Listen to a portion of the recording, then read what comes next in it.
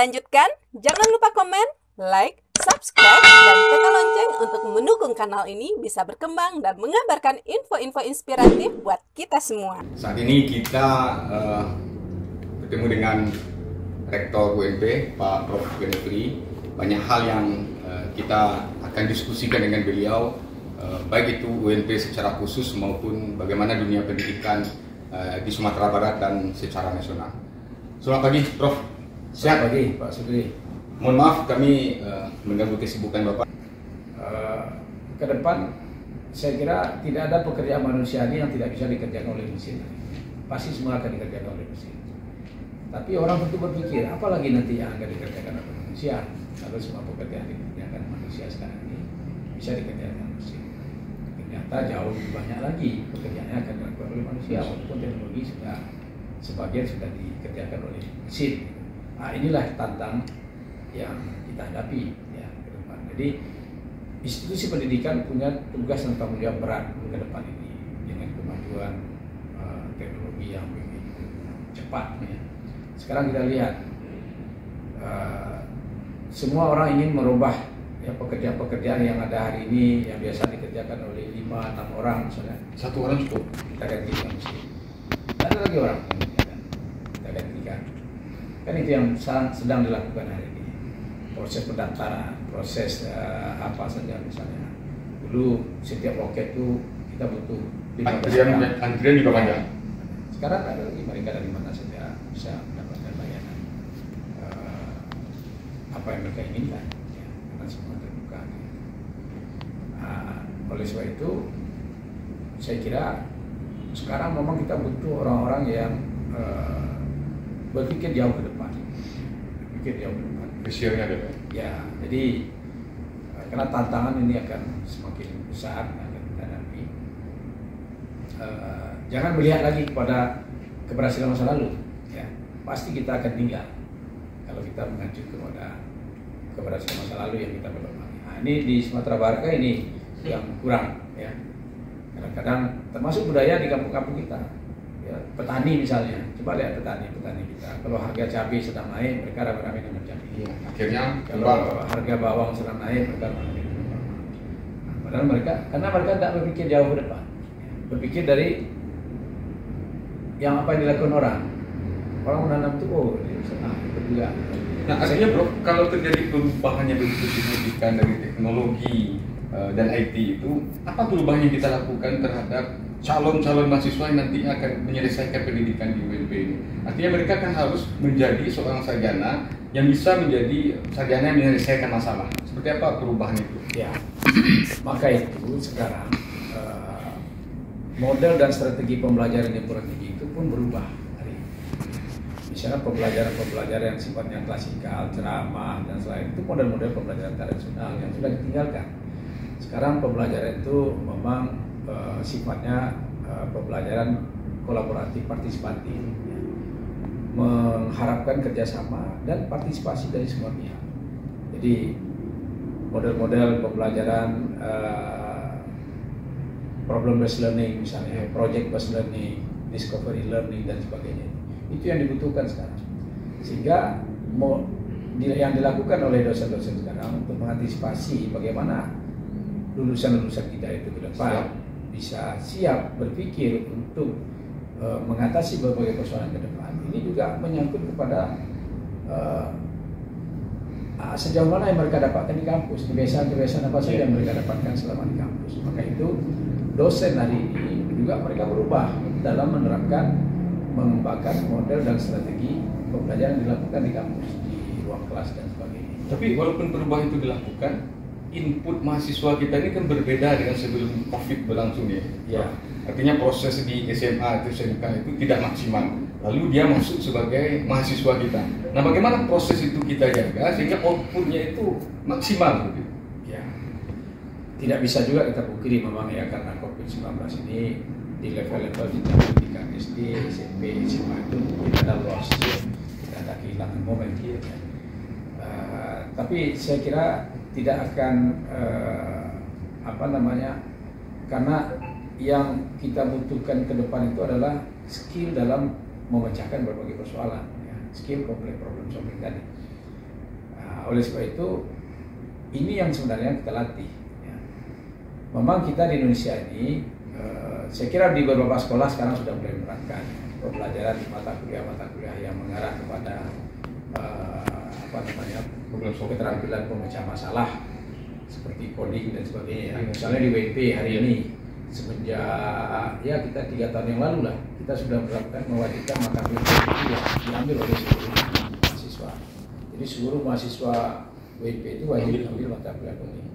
Ini untuk melatih mereka berpikir memecahkan masalah. Ya. Nah, sebenarnya kalau kita lihat belajar di negara-negara maju, Taiwan, ya, dulu saya mungkin 6 tahun yang lalu lah, 6 tahun atau 8 tahun yang lalu saya ke Taiwan terakhir itu mereka di level SD saja sudah belajar 3 bahasa di sana, ya, bahasa Cina, bahasa Inggris dan bahasa Korea. Ya, mereka di SD sudah belajar. Dan itu yang dibutuhkan nanti.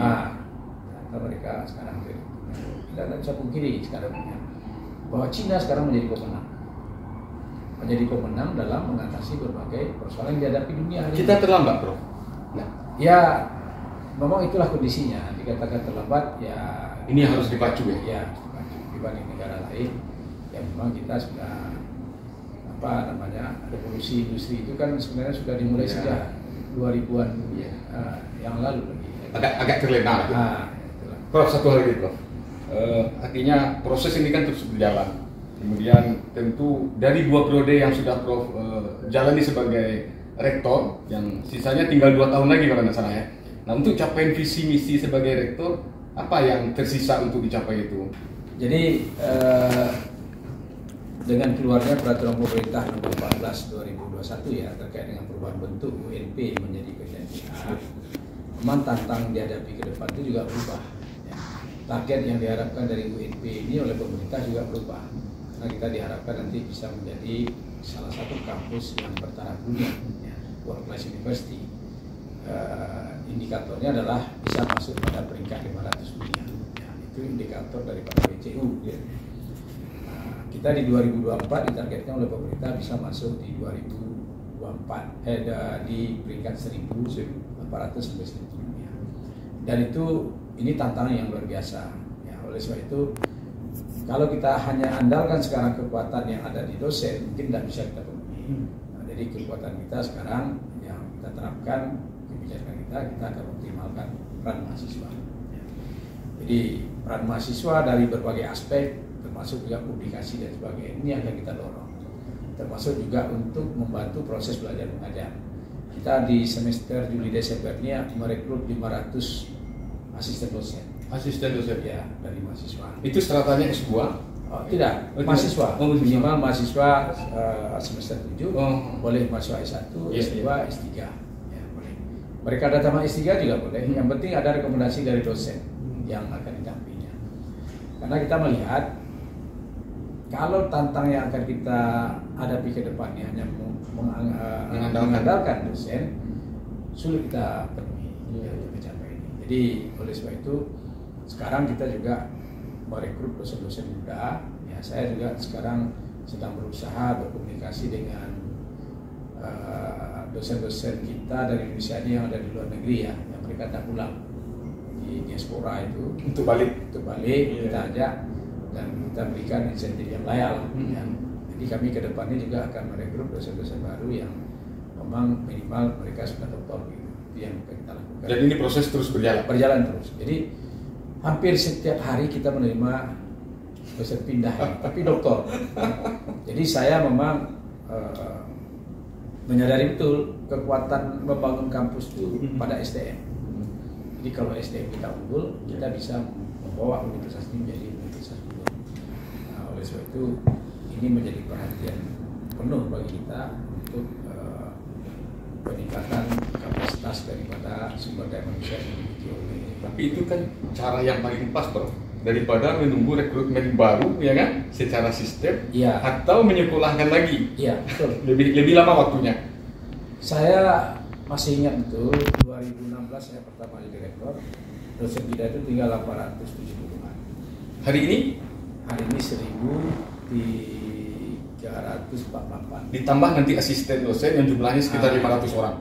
target kita sebenarnya dengan ASN dosen ini, kalau kita ingin menuju WCU peringkat 800 itu, kita butuh 404.000 orang ya.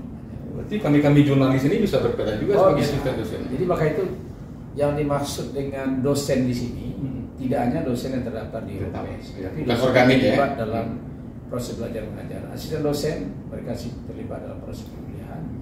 Misalnya kita daftarkan ya di UPS sebagai ikut membantu kegiatan proses belajar mengajar. Termasuk juga dosen-dosen praktisi. Sekarang kita sedang merekrut teman-teman dari praktisi ya, yang seperti jurnalis ya, ini mungkin di jurusan bahasa Indonesia.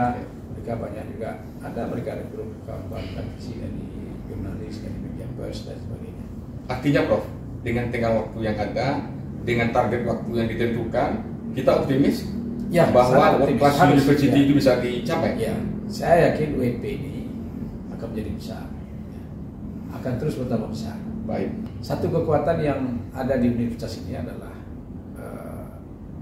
kekompakannya. Jadi mereka kawan-kawan ini ada rasa kepemilikan terhadap universitas ini cukup tinggi. Itu bukan komandonya hebat, bukan? Ya semuanya. Oh semuanya. Semuanya. Komando hebat, anggota kompak. Dari bawah itu saya kira tentu harus bersinergi. Siap. Ya karena kalau tidak bisa ini kita bangun, kalau berjalan sendiri-sendiri, ya kekuatannya akan jadi lemah. Ya. Nah, oleh sebab itu semua kekuatan yang ada di UNP ini kita berdayakan. Semua peluang yang ada untuk berkolaborasi. Karena di era sekarang ini kata kuncinya ada di kolaborasi. Jadi sejauh mana kita bisa berkolaborasi dengan semua komponen yang ada, semua stakeholder yang ada, itu kita akan menjadi pemenang. Jadi inilah kami ingin UNP tetap bisa menjadi pemenang dalam menyiapkan SDM unggul untuk menuju Indonesia Emas 2045 ya, dan mengisi pembangunan bangsa dan negara ini. Dan oleh sebab itu dalam obsesi saya khusus untuk guru misalnya, kalau ingin guru hebat ambil dari UNP. Nah, itu yang ingin kita ciptakan. Baik. Ikonnya di situ. Ya, lulusan-lulusan yang lain juga demikian. Ini harus kita tunjukkan, dan kerjasama dengan industri sekarang ya. Kita punya prodi sekarang, program studi animasi. Itu hanya 1 tahun saja di kampus. Setelah itu menyebar mereka itu. Mereka sudah di industri, mengerjakan proyek. Ya. Kami punya, itu yang kita bangun sekarang. Yang tidak dibuat orang, kita buat. Ada teaching factory untuk animasi. Iya. Kita mengerjakan proyek-proyek dari MMC, dari macam-macam sekarang untuk animasi. Padahal sumber dayanya belum ada lulusan. Belum ada lulusan, tetapi semua sudah bekerja. Baru semester 4, semester 5 sekarang di Jakarta. Mereka udah di luar. Mereka udah di luar. Baik, Prof. Dan itu dibutuhkan sekarang. Jadi itu sangat dibutuhkan sekali mereka. Kami nggak bisa memenuhi permintaan dari kawan-kawan. Sehingga yang kita kirim itu mahasiswa. Nah, jadi kebijakan Merdeka Belajar, Kampus Merdeka, itu sangat membantu sekarang ini. Ya.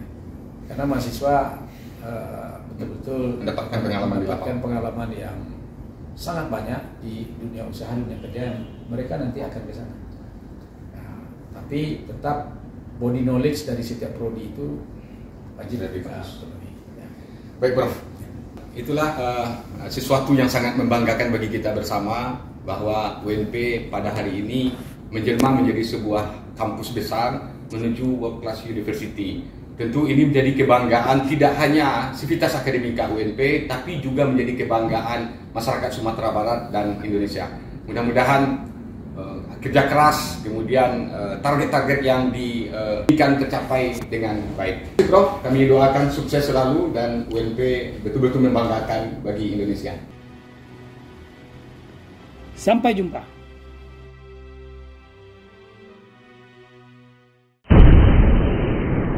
Sampai di sini dulu jumpa kita kali ini, dan tetap dukung channel ini sehingga kami bisa memberikan informasi-informasi yang inspiratif untuk kita semua.